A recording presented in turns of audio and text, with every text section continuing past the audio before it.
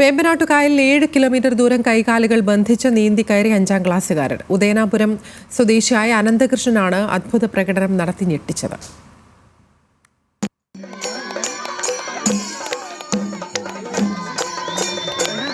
1 മണിക്കൂർ 31 മിനിറ്റ് നേരം കൊണ്ട് അനന്തകൃഷ്ണൻ വേമ്പനാട്ട് കായലിൽ നീന്തി കയറിയത് 7 കിലോമീറ്റർ, അതും കൈകാലുകൾ ബന്ധിച്ച്. വേൾഡ് വൈഡ് ബുക്ക് ഓഫ് റെക്കോർഡ്സിന് വേണ്ടിയായിരുന്നു അനന്തകൃഷ്ണൻ എന്ന കൊച്ചുമിടുക്കന്റെ പ്രകടനം. വൈക്കം ഉദയനാപുരം സ്വദേശികളായ രാജേഷിന്റെയും അഞ്ജുവിന്റെയും മകനാണ് 5ാം ക്ലാസ്സുകാരനായ അനന്തകൃഷ്ണൻ ആർ.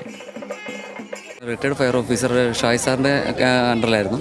അപ്പോൾ ആളാണ് ഒരാഴ്ചക്കുള്ളിൽ പറഞ്ഞ ഇവന് വേറൊരിതിലേക്ക് നമുക്ക് മാറ്റേണ്ട ആവശ്യമുണ്ട്. കാരണം അവൻ്റെ നീന്തലിന് കുറച്ചുകൂടി കൂടുതൽ ഇവിടെയല്ല, കുറച്ചുകൂടി ഉയരത്തിലേക്ക് പോകേണ്ട ഒരു ആവശ്യം വരുന്നുണ്ടെന്ന് പറഞ്ഞിട്ട് ഷായ് സാറിൻ്റെ കെയർ ഓഫിലാണ് ഞങ്ങൾ കോതമംഗലം ഡോൾഫിൻ അക്വാട്ടിക് ക്ലബിൻ്റെ കീഴിൽ ബിജു തങ്കപ്പൻ അദ്ദേഹത്തിൻ്റെ കീഴിൽ പ്രാക്ടീസ് കൊടുത്തത്.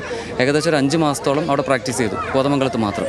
അപ്പോൾ ഇതിൻ്റെ മെയിൻ ഉദ്ദേശം എന്ന് വെച്ചാൽ ഇപ്പോഴത്തെ കാലഘട്ടത്തിൽ കുട്ടികളൊക്കെ ശരിക്കും എല്ലാം നീന്തി പഠിക്കുക എന്നുള്ളത് തന്നെയാണ്. അപ്പം ആ ഒരു ആഗ്രഹത്തിൻ്റെ പുറകെ ഞങ്ങൾ ശരിക്കും പോയത് തന്നെയാണ്.